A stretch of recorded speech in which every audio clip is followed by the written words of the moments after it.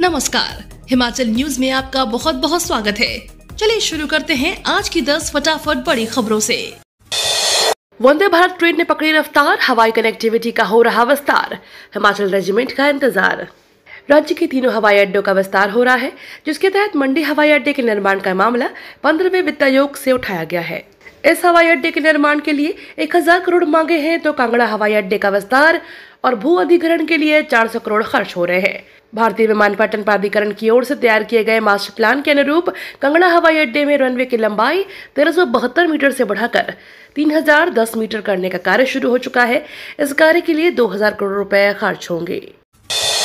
हिमाचल प्रदेश में मंडी में बड़ा मुकाबला, इन बड़े मुद्दों पर चुनाव लड़ेगी बीजेपी और कांग्रेस। हिमाचल प्रदेश में लोकसभा चुनाव को लेकर देश भर के लोगों की नजर लगी हुई है। हिमाचल के चुनाव को लेकर लोगों की दिलचस्पी कंगना रनौत के मुकाबले की वजह से है। पहाड़ी राज्य हिमाचल प्रदेश में लोकसभा की 4 सीटें आती हैं, जिसमें कांगड़ा, मंडी, हमीरपुर और शिमला की सीटें शामिल हैं। शिमला की अनुसूचित जाति के लिए रिजर्व है। इन सभी सीटों पर एक ही चरण में वोटिंग कराई जाएगी। यहाँ पर 7वें और अंतिम चरण के तहत 1 जून को वोटिंग कराई जाएगी। मतगणना 4 जून को होगी। 4 जून को तीसरी बार मोदी बनेंगे पीएम, जयराम बनेंगे हिमाचल के सीएम, बोले कंगना रनौत। लोकसभा चुनाव को लेकर भाजपा ने मंडी संसदीय सीट से कंगना रनौत को मैदान में उतारा है।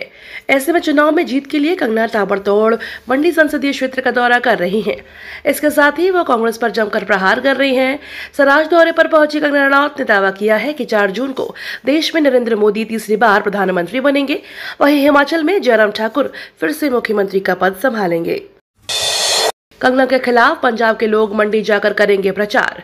एक तरफ पंजाब में जहां भाजपा के उम्मीदवारों का किसानों द्वारा विरोध किया जा रहा है, वहीं अब हिमाचल प्रदेश की मंडी लोकसभा सीट से भाजपा उम्मीदवार कंगना रनौत के खिलाफ किसान मोर्चा खोल सकते हैं। यह संकेत पंजाब कांग्रेस के प्रधान अमरिंदर सिंह राजा वंडिंग ने एक सवाल के जवाब में दिया है।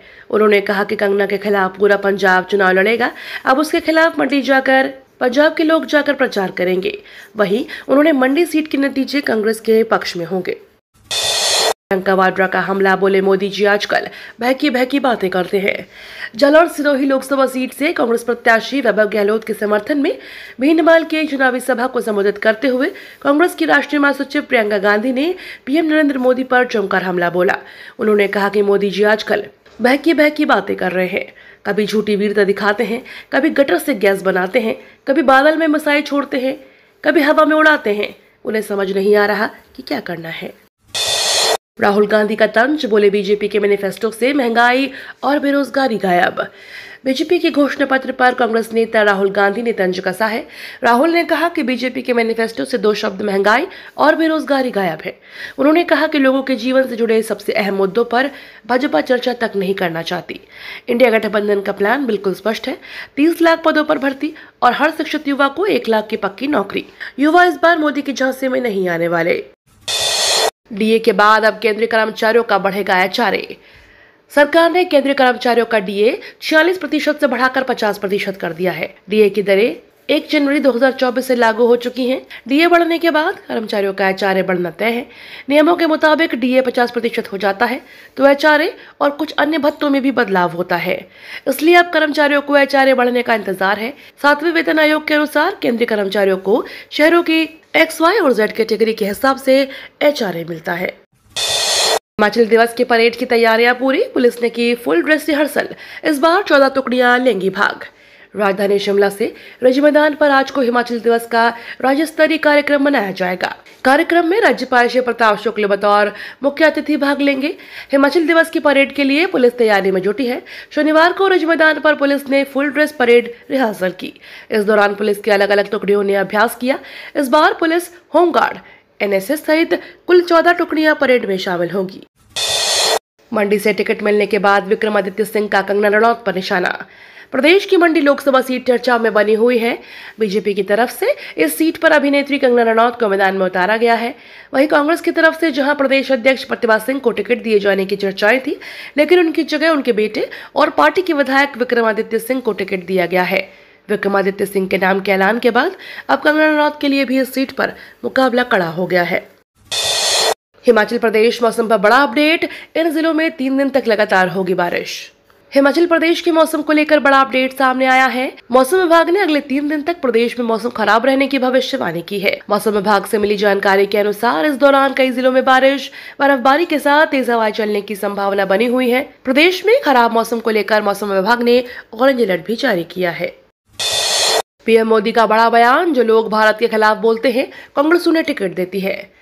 पीएम मोदी के मैसूर में एक रैली को संबोधित करते हुए कहा, कांग्रेस पार्टी आज टुकड़े टुकड़े गैंग की सुल्तान बनकर घूम रही है। देश को बांटने, तोड़ने और कमजोर करने के कांग्रेस के खतरनाक इरादे आज भी वैसे ही हैं। जो भारत के खिलाफ बोलता है, कांग्रेस उसे पुरस्कार के रूप में चुनाव का टिकट दे देती है। आतंकी गतिविधियों में शामिल जिस संगठन पर बैन लगता है, कांग्रेस उसी के पॉलिटिक्स विंग के साथ काम कर रहा है।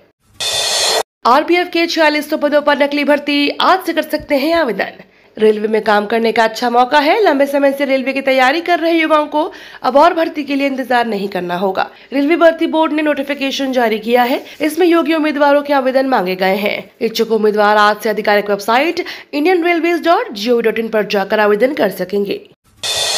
जयशंकर बोले, ईरान इजराइल संघर्ष से बने हालात चिंताजनक। ईरान ने इजराइल पर हवाई हमला बोला है। बताया गया है कि ईरान ने इजराइल पर करीब 200 से ज्यादा ड्रोन्स और मिसाइल दागी हैं। इनमें बैलिस्टिक मिसाइलें और क्रूज मिसाइलें शामिल हैं। इस हमले के बाद क्षेत्रीय तनाव उभरना तय माना जा रहा है।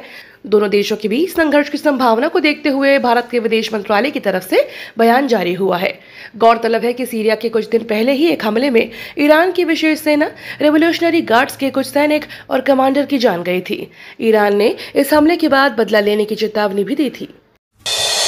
कक्षा 6 के लिए ब्रिज कोर्स जारी, सीबीएसई ने स्कूलों को भेजा सिलेबस। एनसीईआरटी में इस साल कक्षा 3 और 6 के सिलेबस में बड़ा बदलाव किया गया है। नई किताबें जल्द मिलना शुरू हो जाएंगी। इससे पहले एनसीईआरटी ने ब्रिज प्रोग्राम शुरू करने का निर्देश दिया है। इस ब्रिज प्रोग्राम के तहत नए सिलेबस को न सिर्फ छात्रों को तैयार किया जाएगा, बल्कि शिक्षकों को भी ट्रेनिंग दी जाएगी। एनसीईआरटी द्वारा बोर्ड को साझा किए गए एक लिंक और गाइडलाइन को भी सीबीएसई ने मान्यता प्राप्त स्कूलों को भेजा है। पोस्टपोन हो गई वरुण धवन की बेबी जॉन की release date. Bollywood actor Varun Dhawan अपनी अपकमिंग फिल्म बेबी जॉन को लेकर चर्चा में बने हुए हैं। जानकारों के अनुसार बेबी जॉन की रिलीज डेट पोस्टपोन कर दी गई है। चर्चा यह है कि फिल्म का प्रोडक्शन और पोस्ट प्रोडक्शन वर्क अभी तक पूरा नहीं हो पाया है। पहले यह फिल्म 31 मई को रिलीज होने वाली थी।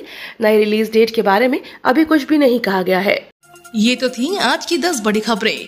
डेली खबरों से अपडेट रहने के लिए चैनल को सब्सक्राइब करना बिल्कुल ना भूलें।